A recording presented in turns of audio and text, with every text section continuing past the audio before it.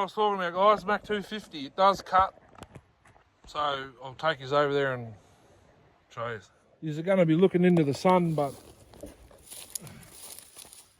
she's not quick, but it does run.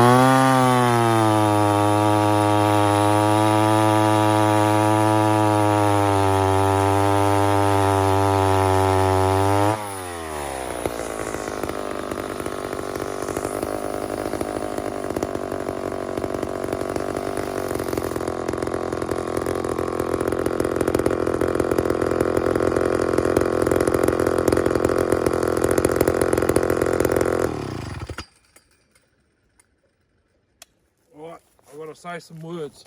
Who's over there? She runs now properly. So what did I do? I found another carb. Excuse me.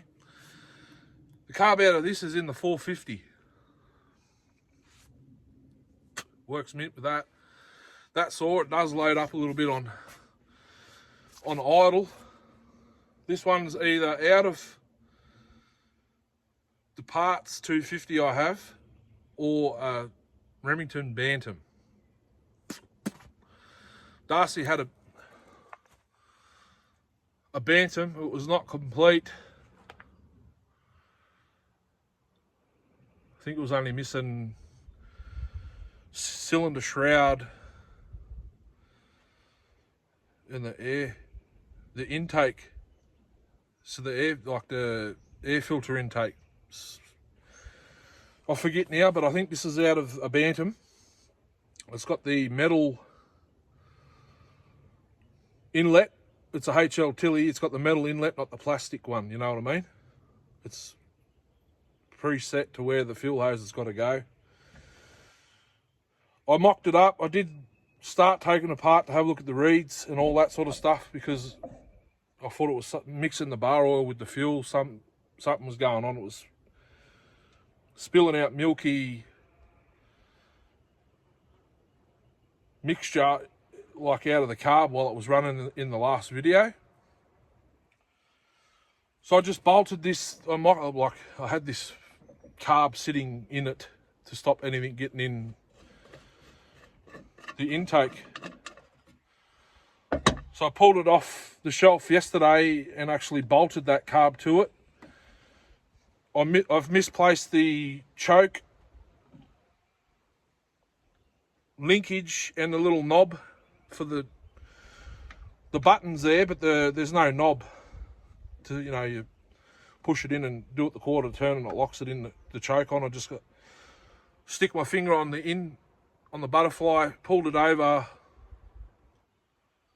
I think 5 times and it was going. So it's a HL 63F. I believe that was on the Bantam.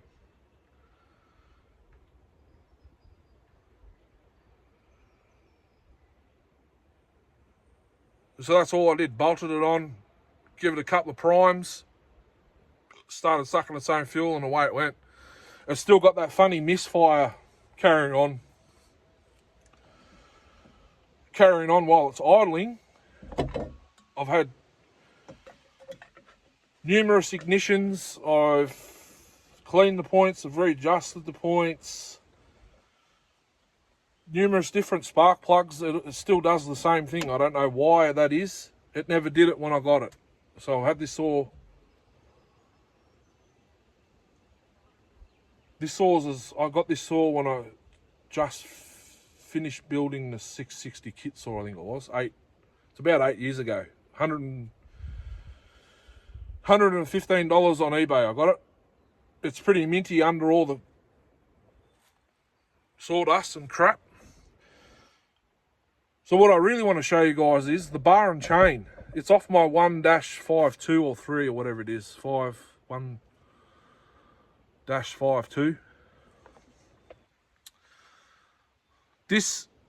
The chain, now, when I ran the 1-52 with the 24 inch, I was like, holy bejesus. I think someone's ported it. Because to run the 250, which is the newer model of it, it's slow as hell. But if you run the 152, it's mental. Twice the amount of revs this has, I reckon. And if you look at the chain that came with it, this has been prepped for racing. You run a flat file across the top and a round file. It's a Stihl 404.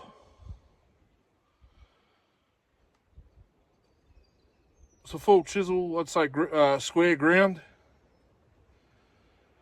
They've knocked the back of the teeth off to stop the drag from the... Yeah, you run a flat file across the top of the tooth. And a round file. It's still pretty sharp, believe it or not, but it wouldn't have been used to cut dead. It would have been used to cut pine. I reckon. I'd love to know originally where the saw came from. That'd tell a huge story. And the muffler on the 1-52 is homemade. It's not the stack muffler. And it's not the round one like on the 450. It's sort of a little box with like a downdraft. It didn't have spark. I put an atom chip in it. So it's a full electronic now, the other one. I think this one could have been converted. This might be where one of my chips have gone.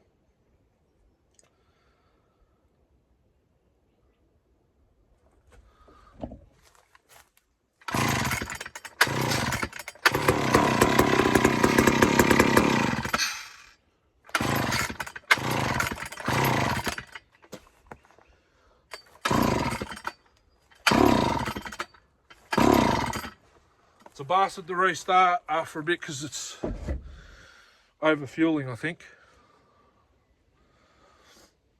But I'm glad I got that on film. It's actually running now, like it's supposed to.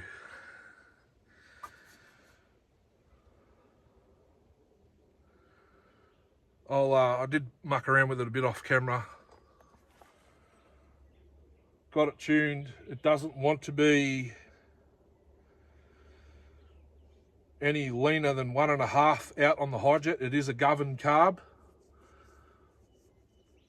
but the governor kicks in and it's too lean. These 250s want to be rich.